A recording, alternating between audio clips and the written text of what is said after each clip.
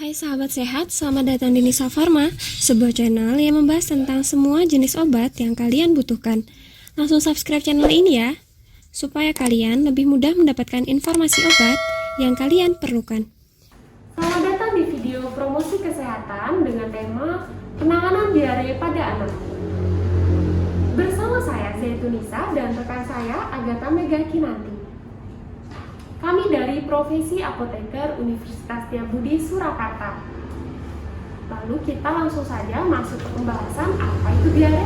Jadi diare adalah adanya perubahan konsistensi tinja dari padat ke cair dengan atau tanpa lendir atau darah.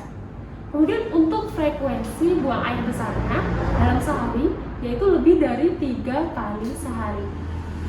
Lalu apa sih penyebab diare? Jadi penyebab diare itu sendiri adalah penyebab utamanya yaitu higienitas yang kurang sehingga memicu virus, bakteri, kemudian parasit dan beberapa faktor lain yang akhirnya menyebabkan anak terserang diare. Mari kita bahas satu persatu. Yang pertama adalah virus. Virus di sini yang menyebabkan diare pada anak adalah rotavirus. Kemudian ada bakteri Shigella yang menyebabkan anak menderita berak darah. Dan faktor lain seperti parasit dan juga intoleransi terhadap laktosa yang biasanya terdapat pada susu yang diminum pada anak-anak yang akhirnya anak ini menderita diare.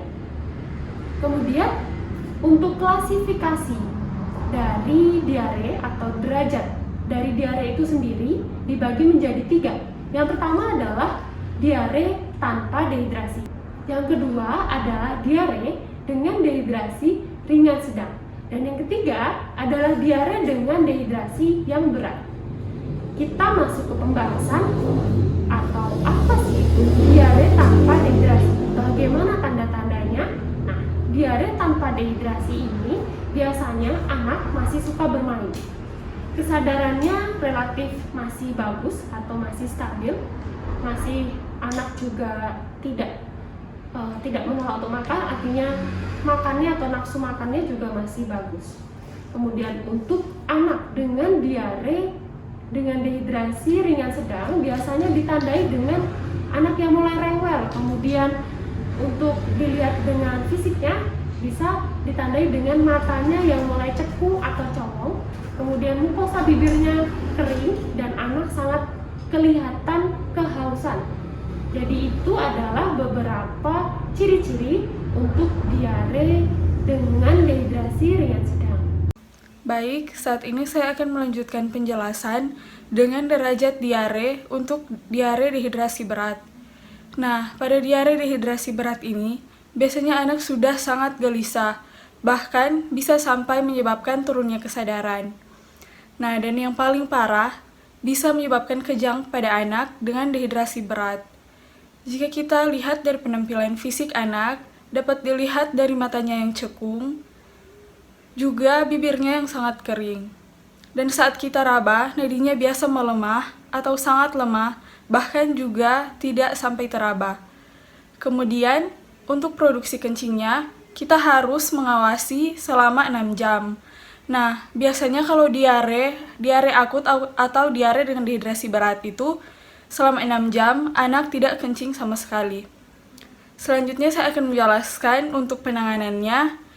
Penanganan yang pertama, tetap berikan makanan yang sehat, berupa makanan 4 sehat 5 sempurna, kecuali anak tersebut alergi terhadap laktosa, maka bisa diganti dengan susu kedelai. Penanganan selanjutnya yaitu dengan pemberian zinc. Pada pemberian zinc ini kita berikan 10 sampai dengan 14 hari. Kita bisa menggunakan patokan usia. Nah, kalau usia di bawah 6 bulan, kita bisa berikan zinc sebanyak 10 mg. Kalau usianya sudah di atas 6 bulan, dapat kita berikan sebanyak 20 mg. Kemudian penanganan yang ketiga yaitu pemberian oralit. Nah, cara mencampurnya yaitu 1 saset oralit dicampur dengan 250 ml air atau seukuran 1 gelas belimbing. Diaduk hingga oralit tersebut larut dalam air. lalu berikan kepada anak setiap sehabis anak mengalami diare ataupun muntah untuk mencegah dehidrasi. Kemudian penanganan yang keempat, yaitu menjaga kebersihan atau higienitas dari lingkungan kita. Karena ketika kita menjaga higienitas, maka diare akan jarang terjadi. Nah, jika anak sudah mulai dehidrasi berat, maka sebaiknya segera dibawa ke dokter untuk mendapatkan penanganan yang lebih lanjut. Terima kasih.